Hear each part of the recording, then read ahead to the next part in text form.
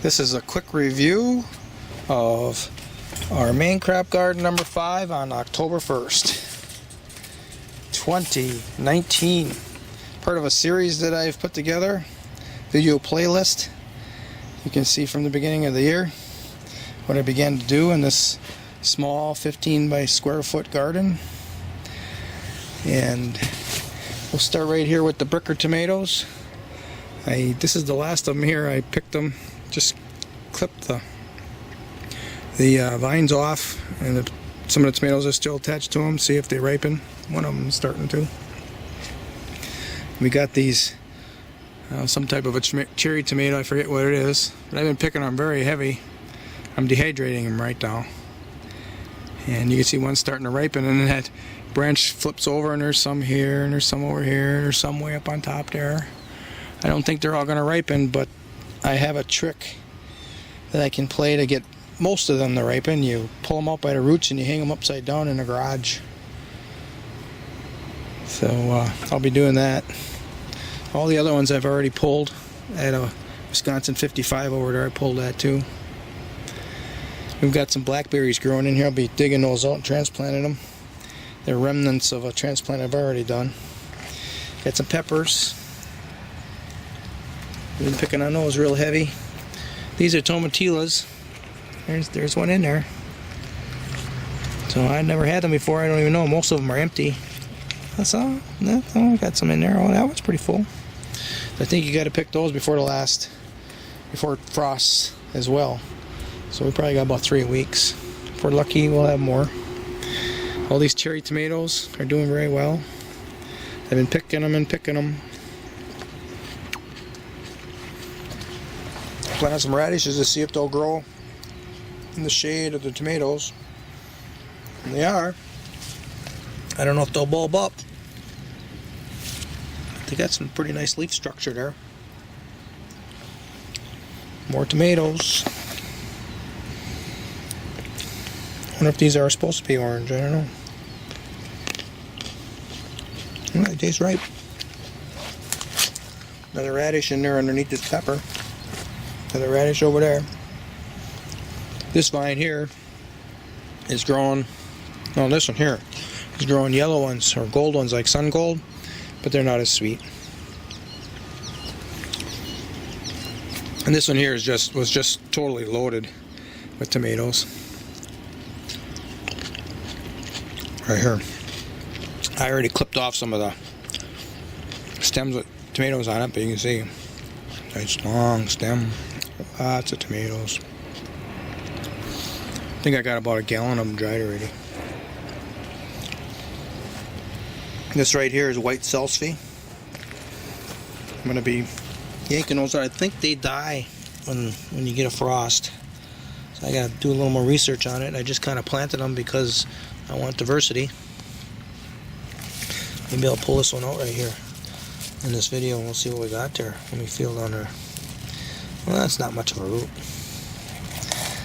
You can see it's not that thick, so I don't know how thick they're supposed to get, but yep. I guess I'm gonna have to end this. There's a gooseberry. There's a honeyberry. Another gooseberry. Then I cleaned out this corner. This had black raspberries and black currants here, and they're totally gone. Any remnants that spring up, I'm going to be moving out. And I planted a peach tree. And now we're going to have sun in for this pear tree that I'm espaliering. So we'll stop right here, and we'll continue on when I'm done dropping her off. Back. Then we have a May apple here. That is a little serviceberry tree. So I'm looking forward to eating some of those berries.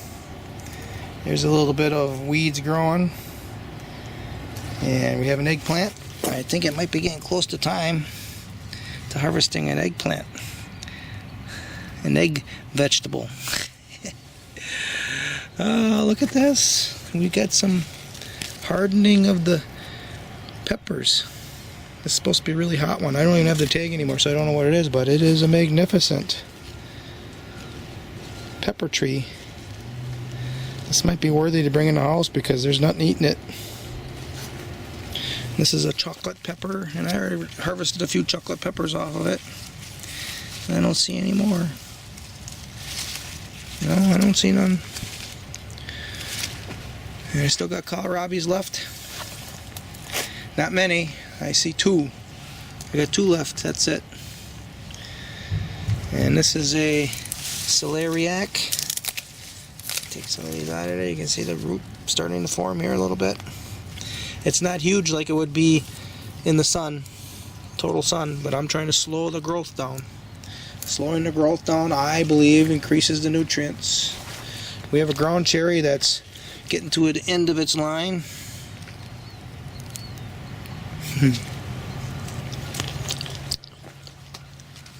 We have some white celery.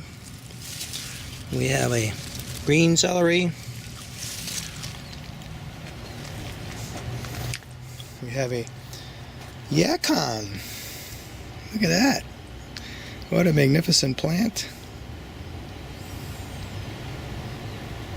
They're not a really good storage root. I can store them for a month and it still retains some of its sweetness, but after that it goes downhill fast. So it's not really a storage crop, but boy, it's a nice way to diversify your diet. That and there is a chaga root. That's really growing nice. It's supposed to be a special way that you have to cook them. You're not supposed to eat them raw. You can see another celeriac right there. There's a little bed of asparagus right in there, young ones. This is an achira. That's an ancient American food source.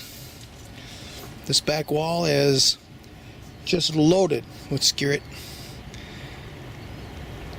And I'm going to be saving those roots for in the spring. They overwinter very well. They actually sweeten up. And when the ground becomes unfrozen in the spring, that's when you harvest them and eat them. And some of them really have some nice big stems in there, so they gotta be some big roots. I keep forgetting what this is. Maybe it's King Henry or something. Permaculture acquaintance traded it with me. We got more cherry tomatoes growing here. These are yellow plum.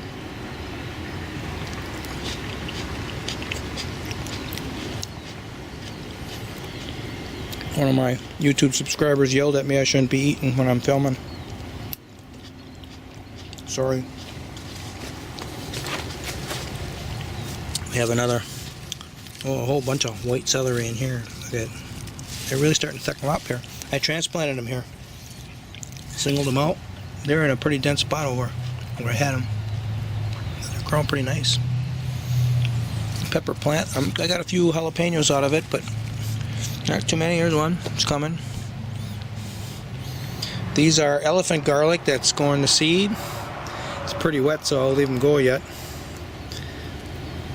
Doesn't feel like there's anything hard in it.